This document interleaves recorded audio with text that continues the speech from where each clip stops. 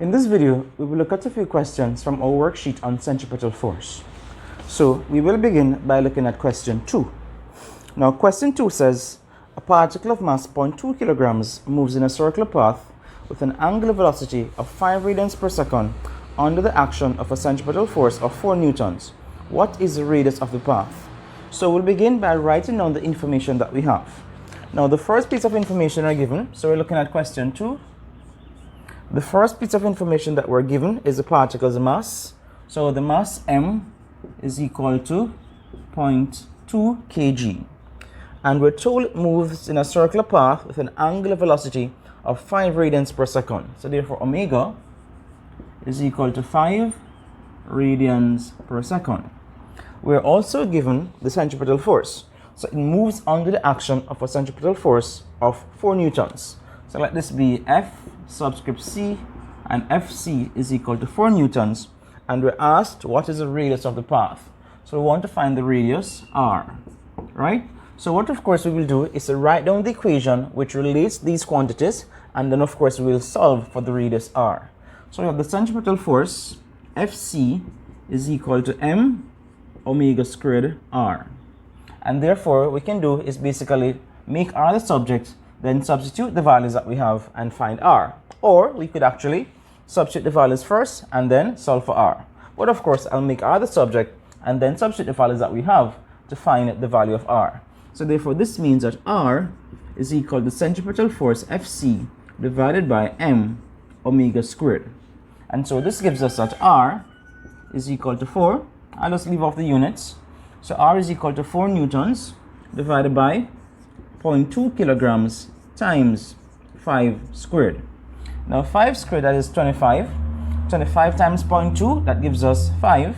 So therefore r is equal to 4 over 5, which is equal to 0.80 meters.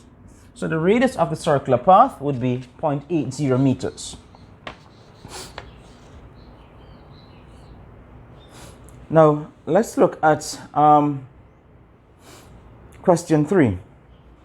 Question 3 says, what force is required to cause a body of mass 3 grams to move in a circle of radius 2 meters at a constant rate of 4 revolutions per second? So once again, we'll begin by writing down the information that we have. So this is question 3. So what we're given is the body's mass, and it is given in grams, so we'll convert that to SI units right away. So the mass, of course, is 3 grams, which of course would be 3 times 10 to the minus 3 kilograms, right? It is moving in a circle of radius 2 meters, so therefore r is equal to 2 meters, and we're told the angular velocity, it moves rather at a constant rate of 4 revolutions per second. Now whenever we see a quantity given with units revolutions per second, then this is basically an alternative unit for the angular velocity. But of course you know that the SI unit for angular velocity is radians per second, so we'll have to convert from revolutions per second to radians per second. So the angular velocity omega is equal to 4 rps, right? But as I said before, the SI unit of angular velocity is radians per second, and so we must be able to convert from revolutions per second to radians per second. Now how do we do that? Now 1 revolution, which is basically a closed circular path, will comprise 360 degrees or 2 pi radians. So therefore basically to convert from revolutions per second to radians per second, we simply multiply by 2 pi. So this will give us equals 4 times 2 pi, and this of course will be radians per second, right? So the angular velocity will of course be 8 pi radians per second. And we'll just leave it like that and then put it into a formula to do our calculation, right?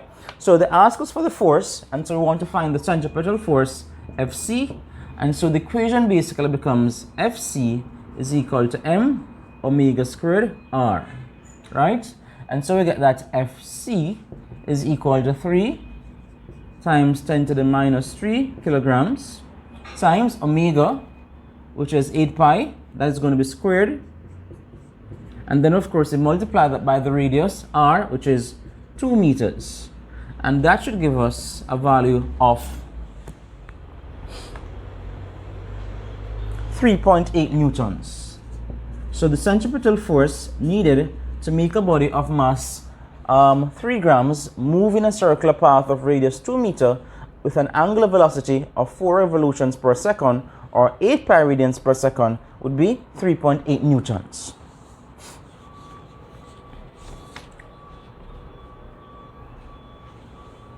Now let's look at number 4. Number 4 says a particle of mass 80 grams rests at 16 centimeters from the center of a turntable. If the maximum frictional force between the particle and the turntable is 0.72 newtons, what is the angular velocity at which a turntable could rotate without the particle slipping? So once again, we'll begin by writing down the information that we have, right? So this is number 4. And what we have so far, we have the mass of the particle m, which is 80 grams, and of course we will convert that to the SI unit, which of course is kilograms. So 80 grams divided by 1,000, that gives us 0.08 kilograms. So it rests at distance of 16 centimeters from the center of the turntable. Now if we're talking about circular path, centripetal force, then this basically will be the radius of the path. So if we can think of O, let this diagram here be O, and that is the center of, let this be the center of the turntable. And the particle P is at some distance from the center. So basically the turntable is spinning and the object is of course moving along a circular path. So the radius of that path would be 16 centimeters. And of course we'll convert that to meters. So the radius of course would be 16 centimeters. So the radius r is equal to 0.16 meter, right? Now we're also told that the maximum frictional force between the particle and the turntable is 0.72 newtons. What is the angular velocity at which a turntable could rotate without the particle slipping? Now the turntable of course is turning with uniform angular velocity omega, and that basically is what they want us to find. So uniform angular velocity omega. Now if the particle is likely to slip, so this is the particle P, if the particle is to slip, it is likely to slip outwards, right? And therefore what this means is that the friction is actually preventing it from slipping, and the friction of course will be acting toward the center of the circle and therefore providing the centripetal force. So the centripetal force is actually being provided by the friction, and so it means that the centripetal force Fc would be equal to 0.72 newtons. So what we really want to find is the angular velocity necessary to prevent this particle from slipping, given that it has a frictional force of 0.72 newtons, which of course provides the centripetal force, which basically makes the body move in a circular path. So once again, write down our equation, which relates these quantities. So Fc is equal to m omega squared r, and from this we get that omega squared is equal to Fc divided by mr. And so this gives us 0.72 divided by mass, which is 0.08, times the radius of the circular path, which is 0.16, right? And so we get omega squared is equal to 56.25, and therefore omega is equal to the square root of 56.25, which gives us 7.5 radians per second, right? So for this particle not to slip, the angular velocity must be 7.5 radians per second. And that was question 4 from our worksheet.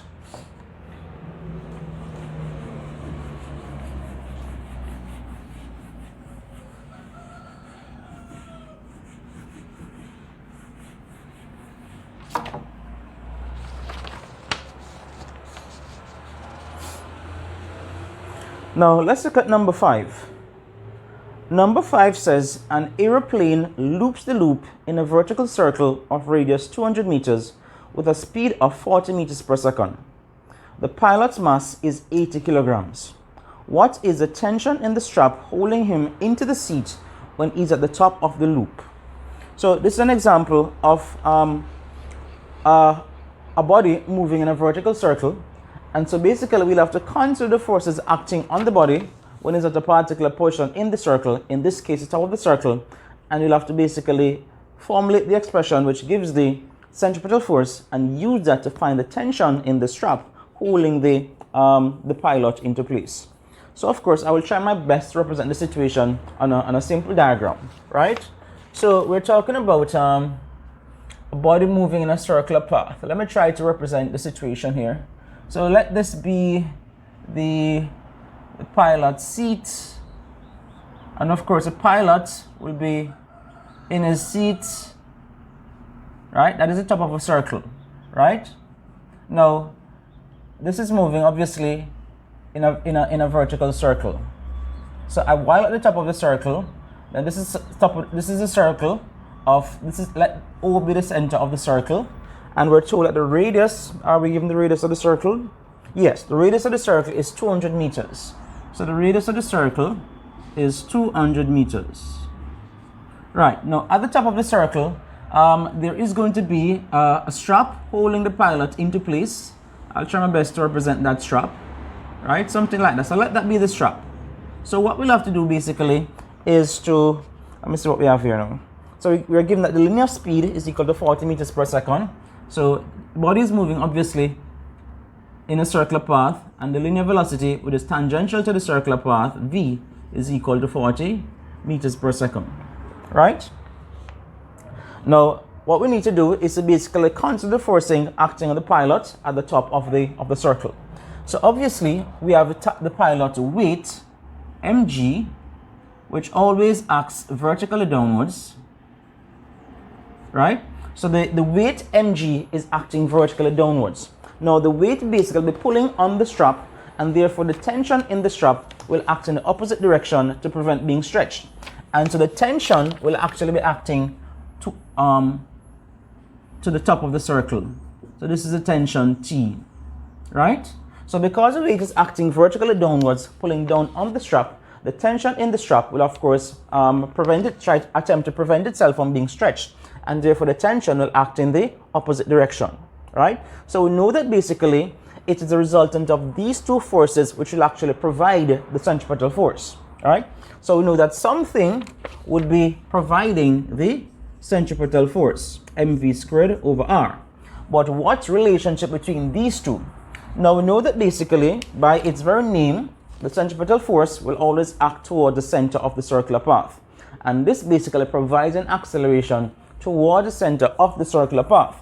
So it therefore follows that if we have two vertical forces, mg and t, one of which mg is acting toward the center of the circle and t is acting outwards, then it basically means that the resultant force will be mg minus t, right? So the body must be accelerated toward the center of the circle, and therefore the resultant force must be toward the center of the circle, right?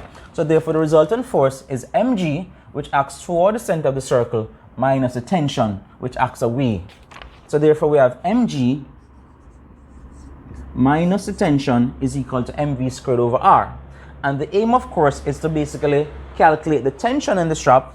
So if we bring the tension across, it becomes positive. Then we bring this over, it becomes negative. And so basically what we have is that T is equal to mg minus mv squared over r, right? So the tension at the top of the circle will be given by the pilot's weight minus mv squared over r. And so we can now actually proceed. And the mass, of course, of the pilot, we're told, is equal to 80 kilograms. So taking G, using G as 10 newtons per kilogram, or 10 meters per second squared for simplicity, right? So 10 meters per second squared. Then let's work out the value of the tension at the top of the circle.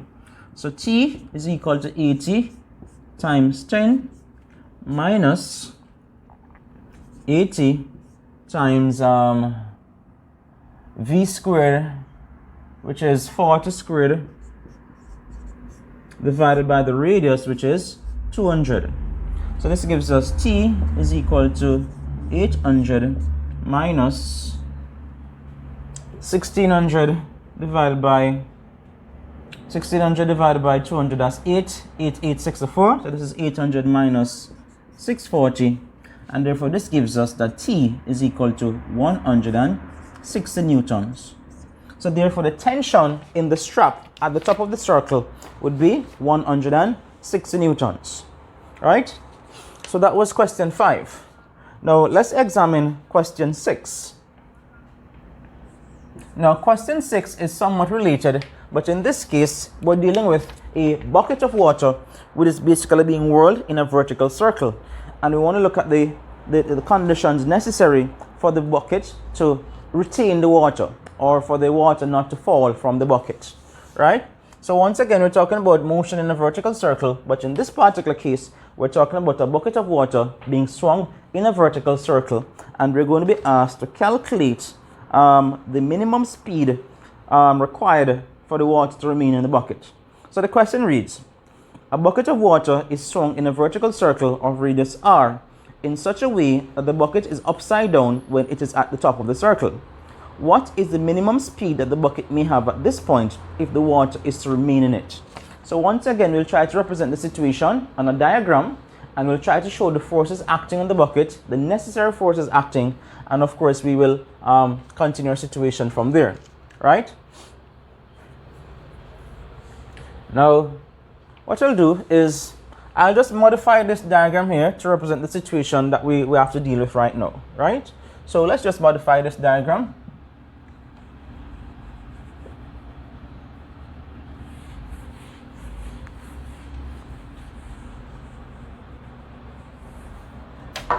So basically we have our vertical circle, and this is the center O of the circle, and let this be our bucket. Alright, so that's our bucket. This is the handle of the bucket, which of course will pass through the center of the circle. Right, so when you hold the bucket, then the point at which you hold the bucket will basically become the center of the circle. Right, so right where you hold the handle, that becomes the center of the circle O. Right, so this speed is V, and of course let the circle be of radius r once again. So right, so obviously, as I said, this is the top of the circle, right? Now, what are the forces acting on the top of the circle, on the water, on the bucket at the top of the circle, right? We have the weight of the water and bucket, of course, which always acts vertically downwards. So we have the weight, mg, which always acts vertically downwards.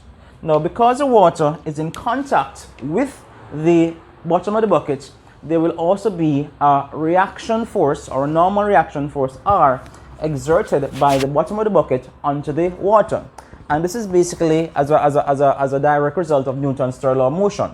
According to Newton's third law of motion, for every action, or to every action, there's an equal and opposite reaction. In other words, if body A exerts a force on body B exerts a force of equal magnitude on body A, which acts in the opposite direction. Right? So the weight of the water is basically acting on the bucket, and of course the water, there's a normal reaction of the bucket on the water, right? So in this particular case, however, the normal reaction and the weight will of course be in the same direction. So this is your normal reaction R, right? So at the top of the circle, both the normal reaction and the weight mg, they act in the same direction, and both act toward the center of the circle, and therefore together they will provide the centripetal force necessary to keep moving a circular path.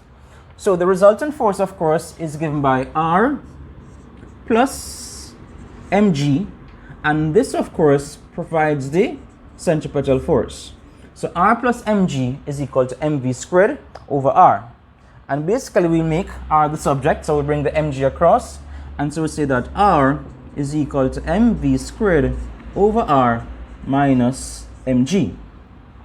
Now, what is the condition necessary for the water to remain in the bucket? Now, for the water to remain in the bucket, the reaction can never be negative, right? So for the water to remain in the bucket, the reaction force must be never negative, right? Must never be negative. So say that for the water to remain in the bucket,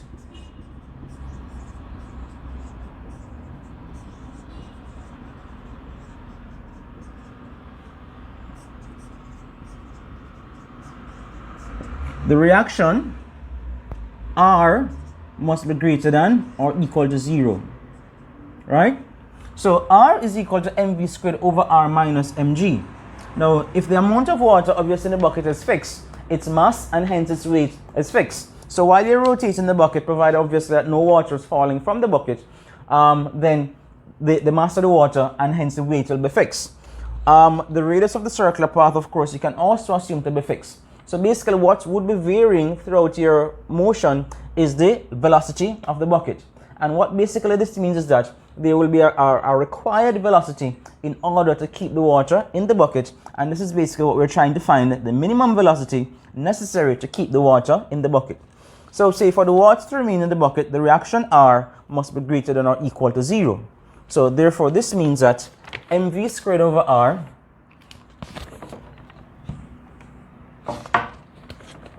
So this means that mv squared over R minus mg must be greater than or equal to 0. So then we say mv squared over R must be greater than or equal to mg. The masses, of course, are both positive, so we can actually divide across inequality by m and then cancel the m's. The two m's cancel. So we have v squared over R is greater than or equal to g.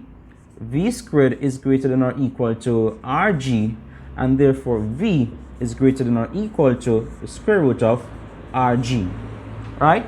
So what this basically shows is that in order for the water to remain in the bucket, the velocity must be greater than or equal to Rg, and therefore the minimum velocity required for the water to remain in the bucket is Rg. If while rotating the bucket, its speed or its velocity dips below this value, then it means that basically the water no longer remains in the bucket and will actually fall from the bucket, and the person who's swinging the bucket will get wet, right? So this, of course, is the minimum value of the velocity necessary to keep the water in the bucket.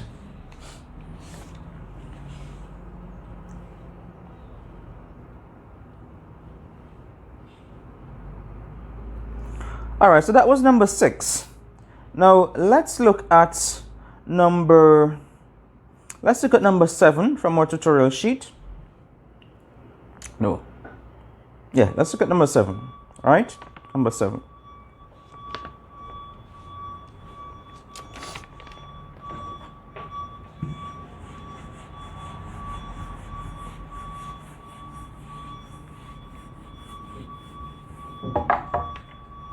So number 7 says, a particle of mass 0.2 kilograms is attached to one end of a light inextensible string of length 50 centimeters. The particle moves in a horizontal circle with angular velocity 5 radians per second, with the string inclined at theta to the vertical. Find the value of theta. So what we have here is a particle attached to a string, which is then suspended from a point, and then the object is allowed to move in a horizontal circle with angular velocity 5 radians per second. So basically this creates what we call a conical pendulum, right? So while the body is rotating or in the horizontal circle, the pendulum sweeps out a cone shape, and hence it forms what is called a conical pendulum. So once again, we'll try to represent the situation in a diagram.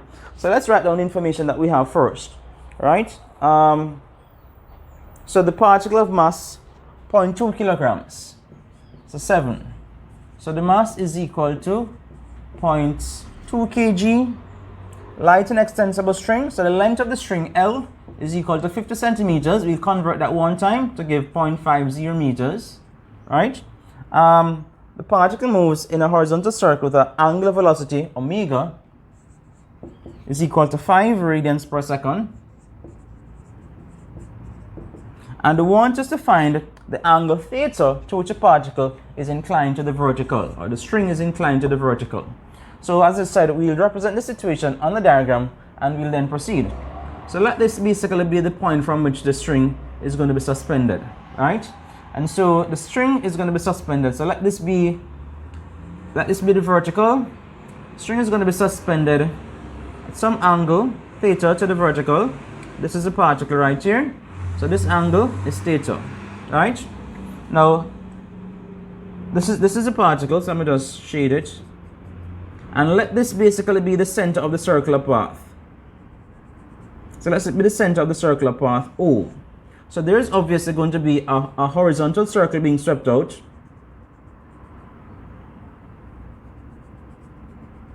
Alright, so we try to draw it as best as possible. And so basically we can see that we have our cone shape, right? So based on information that we're given, we're told that the length of the string is 0.5 meters. So this would represent the length of the string. So this length of here would be 0.5 meters.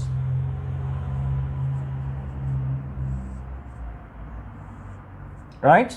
And that basically is the only dimension that we know so far. Now this will be the radius r of the circular path. Right? That will be the radius of the circular path. Now, what are the forces acting on this object? Right? There's always going to be the weight, which acts vertically downwards.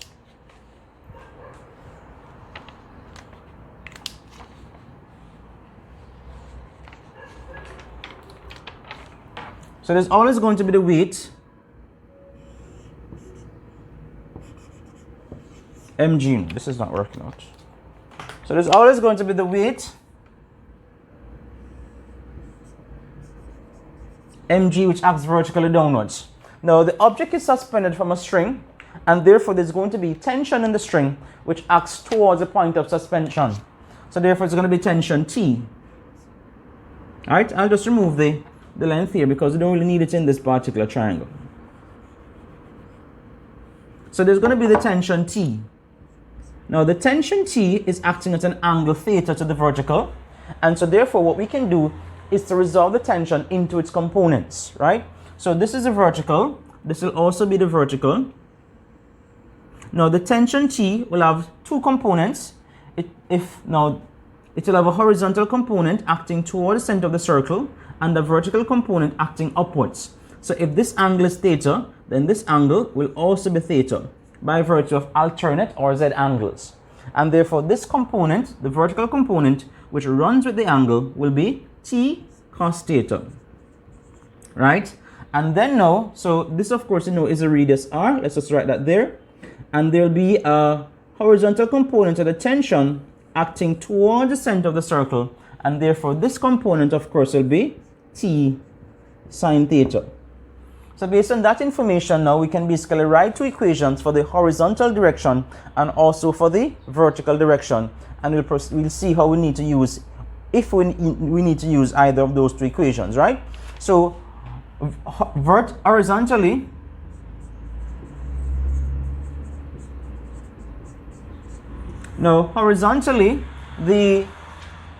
there's basically one force acting in the horizontal direction, which is T sine theta, and it's acting towards the center of the circular path and therefore provides the centripetal force, right? So we say that T sine theta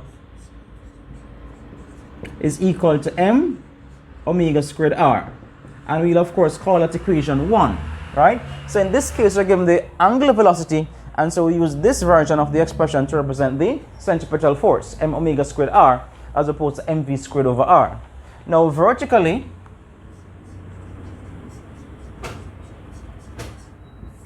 we have the object's weight mg, which always acts vertically downwards, and there's the vertical component of the tension T cos theta, which acts vertically upwards.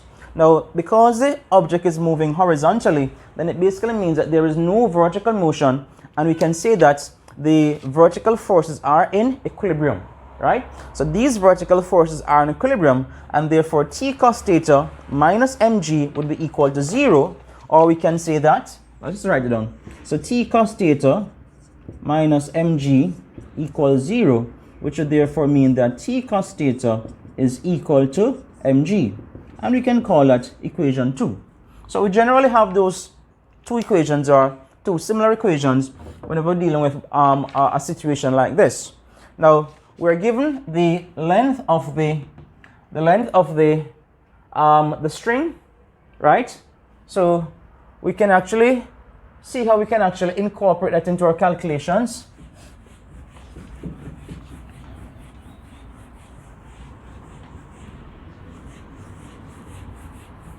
All right, so if we draw a little triangle, a little right angle triangle here, this of course will be the angle theta. This will be a right angle, so this will be the vertical, and this of course will be the string, and the length of the string is 0.5 meters. So basically what we have here is a right angle triangle, and if this is our angle theta, this will be the opposite, this will be the adjacent, this is the hypotenuse. But of course this value, this right here, would be the radius of the circle. So that would be r. And so from this we can see that sine theta is equal to opposite over hypotenuse. So sine theta is equal to r over 0.5. So dividing by 0.5, same thing as multiplying by 2. So we can see that sine theta is equal to 2r. Now the aim of course is to find the value of theta, right? So we look at our two equations and we'll see how we can actually use this piece of information now to find the value of theta. Now if we look at the first equation, we have t sine theta equals m omega squared r. We have m, we know m, we know w, we don't know r, we don't know theta, but we do know sine theta, right? And we also have the second equation that t cos theta is equal to mg, right? So let's see how we proceed from there. So what we can basically do is to basically use the first equation. So we have t sine theta is equal to m omega squared r. But sine theta, of course, is equal to 2r. So that t times 2r is equal to m omega squared r. The r's will cancel, and so therefore we have 2t is equal to m omega squared. And so the tension T is equal to m omega squared divided by 2. So what we'll do is basically we'll calculate the tension according to this, and we'll then substitute the value of the tension into equation 2, and we'll find our angle theta. All right? So therefore the tension T will be equal to the mass, which is 0.2, then omega, which is 5 squared. So 5 squared of course is 25, so that's 5 squared divided by 2. So therefore T is equal to 25 times 0.2 divided by 2, that will be 0.1. So T is equal to 2.5 newtons. So the tension in the string is equal to 2.5 newtons. But of course, this is not really what we were asked to find, so we have to proceed to finding the angle to which the string was inclined to the vertical. And to do that, we'll of course consider the second equation, t cos theta equals mg. All right? So now we say that t cos theta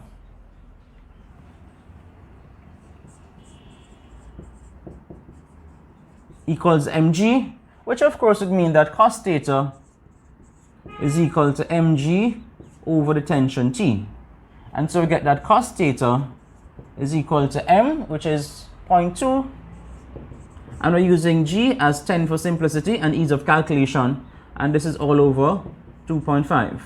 So cos theta is equal to 0.2 times 10 which is 2. So this is 2 divided by 2.5. Same thing as 4/5 or 0.8.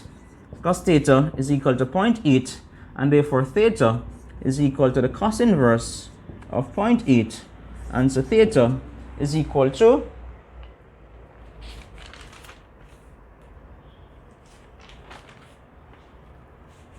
cos inverse of 0.8, that is theta equals 36.9 degrees, and we can round that to 37 degrees, right? So theta is approximately equal to 37 degrees. And that of course was question 7 from our worksheet.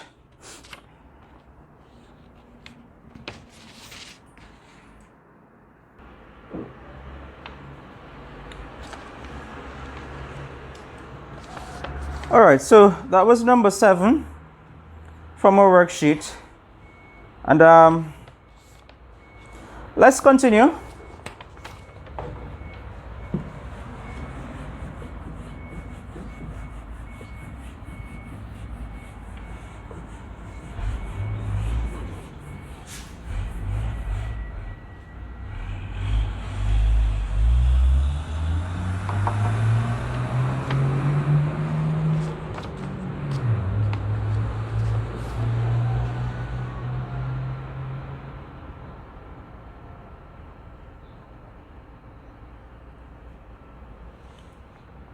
All right, so we'll continue by looking at question number 8.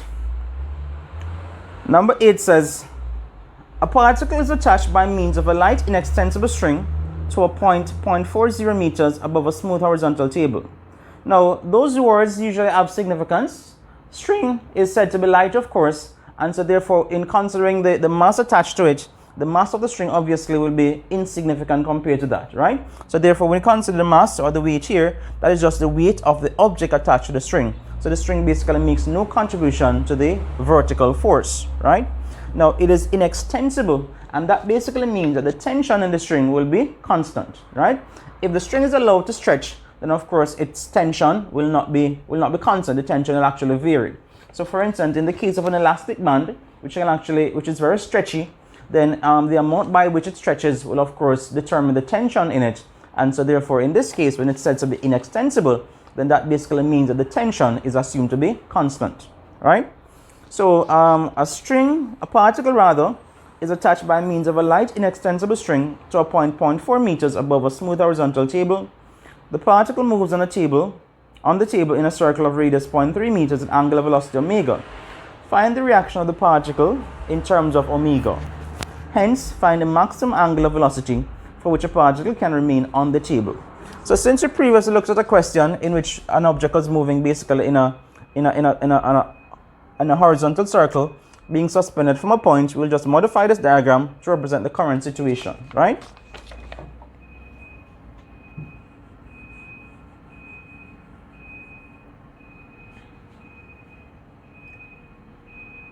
So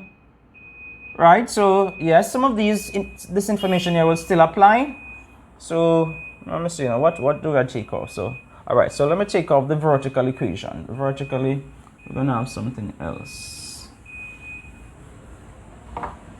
All right, so the mass, do we have the mass? No, we don't. The mass is just m, right? So the mass is just m. Initially we want us to find in terms of m, right? We're not actually giving much information. All we're told is that the length of the string, the string to a point 0.4 meters above the smooth horizontal table. So basically what we have here is a conical pendulum. So we have a pendulum which is basically suspended and it's allowed to rotate, or the object is allowed to form a horizontal circle, and so it sweeps out the shape of a cone. The difference between this question and the previous one is that, however, the object now is basically resting on a surface. The object is resting on the table. So therefore, there's going to be a reaction force of the table on the object, right? So my drawing skills are not too great. So what I'll simply do is to actually include the reaction force here. So based on information given that we have is that the circle is of radius 0.3 meters. So the angular velocity, of course, is omega. And the radius r is equal to 0.3 meters. And we're told it is suspended from a point which is 0.40 meters above the smooth horizontal table. So this distance here would be 0.4 meters. So obviously we know that this basically forms a right angle triangle. So we have 0.4 and 0.3. Then ultimately, if we need to, we will be able to find the length of the string, right? So yes, so basically what we have is we have the tension, we have the weight, of course, always acting vertically downwards, and you have the tension acting towards a point of suspension. And if it's inclined at an angle of theta to the vertical, then the tension will have its components. There will be a horizontal component given by t sine theta, which is acting toward the center of the circular path, and there will be a vertical component t cos theta, which is basically acting vertically upwards.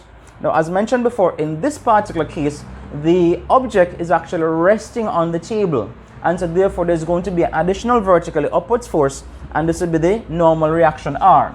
So instead of this force just be T cos theta, we must include the normal reaction R. So in terms of the vertical direction, we have the weight acting vertically downwards, and the combination of the normal reaction R and the vertical component of the tension, which acts vertically upwards, right? So horizontally, the same equation applies. T sine theta is equal to m omega squared R. And now for the vertical direction, however, it would mean that R plus T cos theta is equal to mg, right?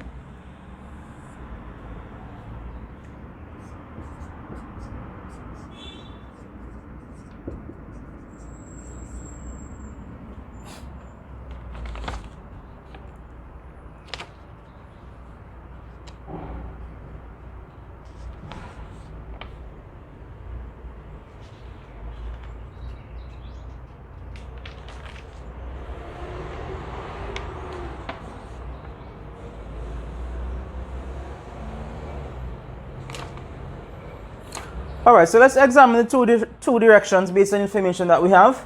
Now let's just draw the triangle with this little information here. So based on what we're given there, we can just reproduce our triangle.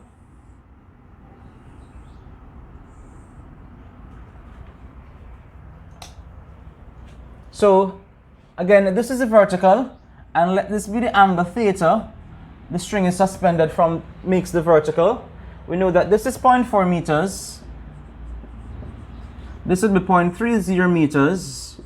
And of course, by now we should be accustomed to right angle triangles in which the sides are in the ratio 3 to 4. The two perpendicular sides are in the ratio 3 to 4. That means the hypotenuse is going to be, the three sides of course will be in the ratio 3 to 4 to 5. So any triangle with the sides in the ratio 3 to 4 to 5 is going to be a right angle triangle. So it could be 0.3, 0.4, 0.5, it could be 3, 4, 5, it could be 6, 8, 10. So we know it's going to be a right angle triangle. And based on Pythagoras' theorem, this of course, hypotenuse will be equal to 0.5. So if you look at the angle theta, we can actually obtain values for the sine of the angle and also for the cos of the angle, which may deem important may soon. All right, so let's call this of course equation 2. Equation 2. Right, so from this we see that sine theta is equal to opposite over hypotenuse, that is equal to 0.3 divided by 0.5, which of course is equal to 0.6, right? And we can also see that cos theta is equal to adjacent divided by hypotenuse, that is equal to 0.4 divided by 0.5, and this of course is equal to 0.8, right? So let's examine our two equations now. Equation 1, T sine theta equals m omega squared R, and of course you have R plus T cos theta equals mg. Now the question wants us to get the reaction of the particle in terms of omega, right? So the reaction obviously is an unknown, the tension is also an unknown. So what we will do is we will take equation 1, substitute the value of sine theta, make T the subject, and then substitute for T into equation 2, and of course get an expression for the reaction R, right? So from equation 1, we have T sine theta is equal to m omega squared R. So substituting the values that we have T times 0.6 is equal to m omega squared times R, which is 0.3. And so therefore T is equal to m omega squared times 0.3 divided by 0.6, and therefore this gives us a T is equal to 0.5 m omega squared. So the tension in the string is given as 0.5 m omega squared. Now having obtained an expression for the tension, then we can actually now substitute that expression into the second equation, and we'll now make R the subject. And of course, we already have an expression for cos theta. So looking at equation 2, we have R plus T cos theta is equal to mg, right? So therefore, this means that we have R is equal to mg minus t cos theta, right? And so therefore this becomes r equals mg minus t, which is 0.5 m omega squared, times cos theta, which of course is 0.8. And so we get that r equals mg minus 0.8 times 0.5, that gives us 0.4. So this is 0.4 m omega squared. And since of course m is common to both terms, we could factor out m. And so we get r is equal to m, open brackets, g minus 0.4 omega squared. So this of course gives the reaction r in terms of the mass m and the angular velocity, or the angular velocity omega, right? And so that is basically what we were told. We were told to find the reaction of the particle in terms of omega. Of course, the particle mass m as well, right? So therefore r is equal to m g minus 0.4 m omega squared, right? Now, as I mentioned before, this particle is attached via a string to some point and is being made to form a horizontal circle, but the particle is basically in contact with a smooth table, right? The smooth horizontal table. So basically what that means is that there is going to be a normal reaction, as we would have indicated, from the table on the object. And the next part of the question now basically wants us to find the maximum angular velocity for which a particle can remain on the table, right? Now, we have an expression for the reaction, normal reaction r. And of course, the particle remaining on the table will depend on the particular value of the reaction, which obviously, based on this equation, is going to depend on the angular velocity omega. The mass of the particle obviously doesn't change, neither does g. So therefore, the only factor which is going to be affecting the reaction based on this equation will be the angular velocity omega. And so therefore, we want to find the maximum angular velocity for which a particle can remain on the table.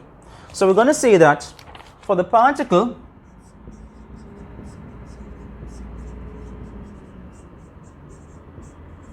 to remain on the table, the reaction r must be greater than or equal to 0, right? So the normal reaction r must be greater than or equal to 0 for the particle to actually remain on the table. And so therefore this means that m brackets g minus 0.4 omega squared must be greater than or equal to 0.